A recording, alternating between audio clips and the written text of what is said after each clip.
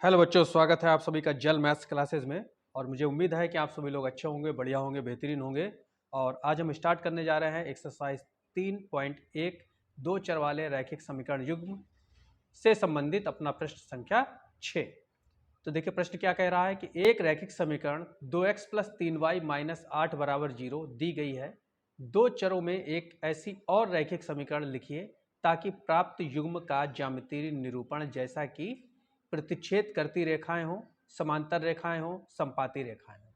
यहाँ पर क्वेश्चन क्या कह रहा है कि आपको एक समीकरण दे रखी है और आपको एक दूसरी समीकरण और बनानी है इसी टाइप के दो चर वाली, जो पहली समीकरण के साथ जो हमारे यहाँ पार्ट दे रखे हैं तीन, प्रतिच्छेद करती हुई रेखाएं बनाए, या फिर समांतर रेखाएं बनाए, और या फिर संपाती रेखाएं बनाए। तो इस तरह से आपको ये सवाल हल करना है। तो चलिए हम इसको हल करते हैं, किस तरह से ये सॉल्व होगा। और एक चीज़ और आपको बता दूं कि इसमें कई सारे हल हो सकते हैं, तो ज़रूरी नहीं है कि जो बुक में हल हो वही आप माने, इसके बहुत सारे हल हो सकते हैं। तो चलिए हम इसको स्टार्ट करते हैं। तो पहले क्या करेंगे, हम इसका फर्स्ट पार्ट हल करने जा रहे हैं, जो कि है प्रतिच्छेद करती हुई रेखाएं। तो पहली समीकरण जो हमें दी गई है उसको लिख लेते हैं। तो हमें दिया है, समीकरण हमें दे रखी है 2x + 3y - 8 = 0। ये हमारी समीकरण एक है। अब दो चर वाली जो हमारी मानक रूप होता है, व्यापक रूप होता है, तो वो क्या होता है, a1x + b1y + c1 = 0। तो उस समीकरण से अगर हम इसकी तुलना करें तो ये a1 हो जाएगा, a1 = 2, ये b1 हो जाएगा 3, तो b1 = 3, और ये c1 हमारा कितना है, -8। अब देखिए, हमें पहली जो कंडीशन है हमारी वो क्या है, प्रतिच्छेद करती रेखाएं हो। मतलब दूसरी समीकरण हमें इस तरह से बनानी है कि ये वाली समीकरण और वो जो दूसरी समीकरण आपस में प्रतिच्छेद करती हुई रेखाएं बनाएं, यानी कि उनको अगर हम ग्राफ पेपर पर इनकी रेखाएं खींचें तो ये दोनों ही लाइनें एक बिंदु पर कट करें। तो इस तरह से ये बननी चाहिए। तो ऐसी स्थिति में क्या होता है, a1/a2 और b1/b2 बराबर नहीं होने चाहिए। बस हमें इस चीज़ को ध्यान में रखना है। तो बस a2 b2 c2 हम अपनी तरफ से कुछ भी मान सकते हैं। तो चलिए मान लेते हैं, माना a2 बराबर हम यहाँ 5 ले लेते हैं। कुछ भी आप मान सकते हैं, बस ये हमारा बन जाए कि a1/a2 और b1/b2 बराबर ना हो। ठीक, तो a2 हमने 5 ले लिया है और b2 हम ले लेते हैं 4, और c की है यहाँ ज़रूरत ही नहीं है, c1/c2 की, क्योंकि दो ही a1/a2 और b1/b2 का अनुपात हमें पता होना चाहिए, तो उसकी नहीं ज़रूरत है, तो उसको नहीं मानते हैं। और आप चाहे तो c2 की जगह पर ये जो दे रखा है वही मान लेते हैं। चलिए c2 की जगह पर हम -8 ही रहने देते हैं, कोई दिक्कत नहीं इससे। तो दूसरी समीकरण हमारी क्या बनेगी, तब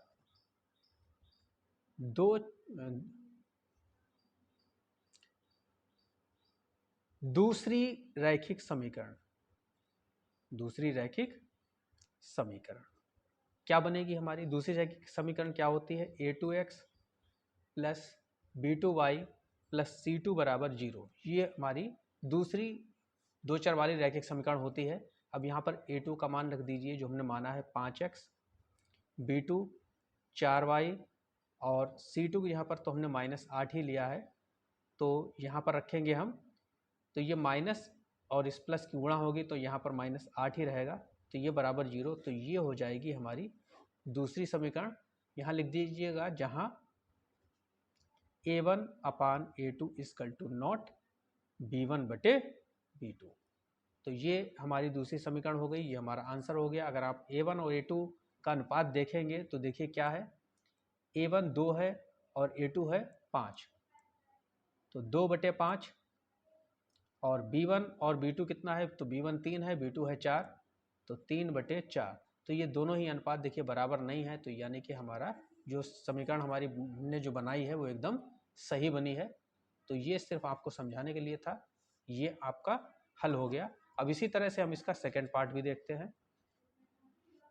सेकेंड पार्ट में हमें दूसरी समीकरण ऐसी बनानी है जो पहली के साथ समांतर रेखाएं बनाए। तो चलिए इसको भी हल करते हैं। सेकेंड पार्ट, यहाँ पर भी हम पहली समीकरण जो हमें दे रखी है वो हम उतारेंगे। तो 2x प्लस 3y माइनस 8 बराबर 0, ये पहली समीकरण थी। और ये a1 हो गया हमारा 2, ये b1 हो गया हमारा 3, और ये c1 हो गया हमारा माइनस का 8। ठीक। अब समांतर रेखाओं की कंडीशन क्या होती है?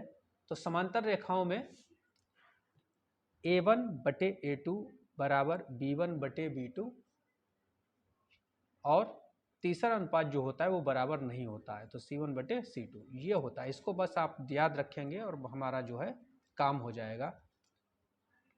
तो देखिए अब हमें किस तरह से a2 b2 और c2 लेने हैं।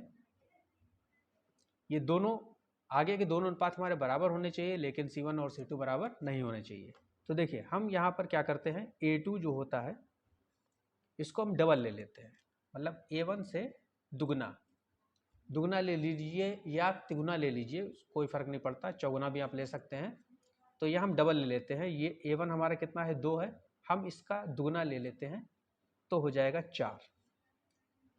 इसी तरह से b2 हम क्या लेते हैं, 3 का दुगना 6, और c2 हम ले लेते हैं c1। देखिए क्या है, a1 बटे a2 बराबर b1 बटे b2 equal to not c1 बटे c2, यानी c1 और c2 बराबर नहीं होने चाहिए, मतलब 8 का दुगना आप यहाँ नहीं लेंगे, तो इसको हम ले लेते हैं 5। चलिए अब हम समीकरण बनाते हैं। तो दूसरी रैखिक समीकरण क्या होगी हमारी, a2x plus b2y plus c2 equal to 0। तो a2 हमने कितना लिया है, 4 लिया है, तो 4x, b2 कितना लिया है, 6 लिया है, तो 6y, और c2 कितना लिया है, 5 लिया है, और बराबर में 0।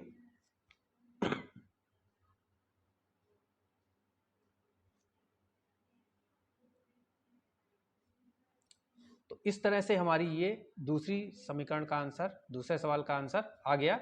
ये हम लिख देंगे जहां a1 बटे a2 equal to not equal to b1 बटे b2 equal to not c1 बटे c2।